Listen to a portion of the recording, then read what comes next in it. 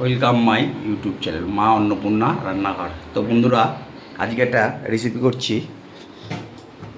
রেসিপিটা হচ্ছে পমফ্রেট মাছ। তো এখানে আছে সাদা সর্ষে, কালো সর্ষে আর কাঁচা লঙ্কা। এটাকে পেস্ট করে নেবো আর মাছটাকে ভেজে নেবো। কড়াইয়ে তেল দিয়ে দিয়েছি, মাছটাকে ভাজবো। তো বন্ধুরা, তেলটা গরম হয়ে গেছে। এবার মাছগুলোকে পটপট করতে হবে।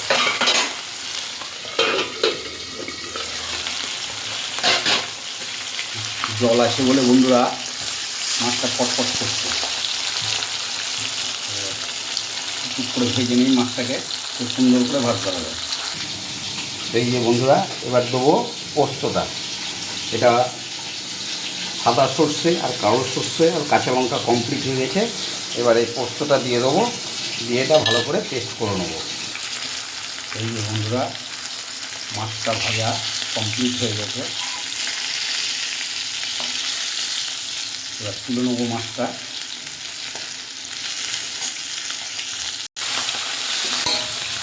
এই বন্ধুরা, আর দু পিসাকে এগুলোকেও ভেজে নিচ্ছি।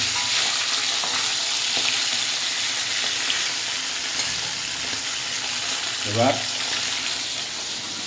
এটা কমপ্লিট হয়ে গেছে। এবার এটাকে ছেঁকে নেবো,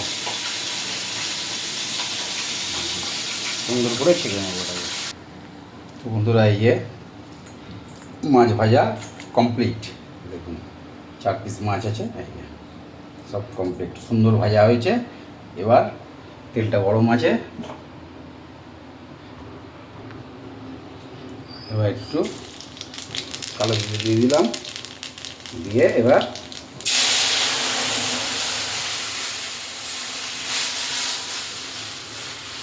সর্ষে পোস্তটা দিয়ে দিলাম।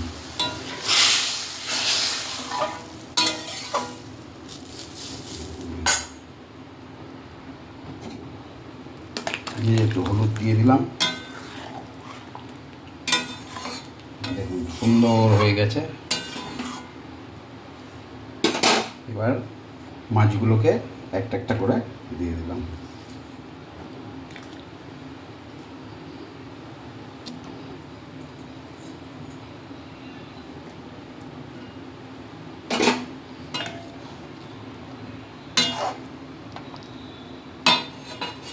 আমার মেয়ে খুব ভালোবাসে, কারণ এই মাছটাই কাঁটা কম।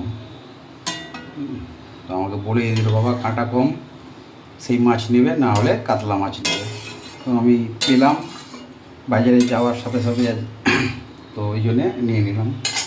তো বন্ধুরা, আমার রান্না যদি ভালো লাগে অবশ্যই লাইক করবেন, কমেন্ট করবেন, এবং আমার একটা ইউটিউব চ্যানেল আছে, ওটা অবশ্যই সাবস্ক্রাইব করবেন এবং পাশে থাকবেন। আশা করি নতুন নতুন রান্নাগুলো আপনাকে দেখাবো। নতুন রান্না কিছুই না, সবই এদিক ওদিক, কিন্তু ভালো লাগবে। তো দেখুন বন্ধুরা, সুন্দর ফুটে গেছে। এবার এর উপরে একটু ধনেপাতা ছিটিয়ে দেবো, দিয়ে ঢাকা দিয়ে দেবো।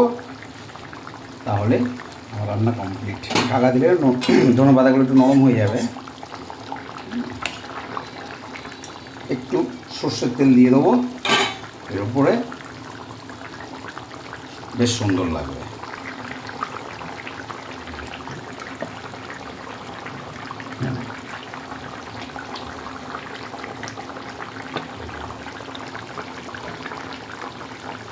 এবার নামিয়ে ফেলবো। তো বন্ধুরা, আমার রান্না যদি ভালো লাগে অবশ্যই একটু লাইক করবেন, কমেন্ট করবেন, এবং আমার একটা ইউটিউব চ্যানেল আছে, চ্যানেলটার নাম হচ্ছে @প্রদীপ হালদার।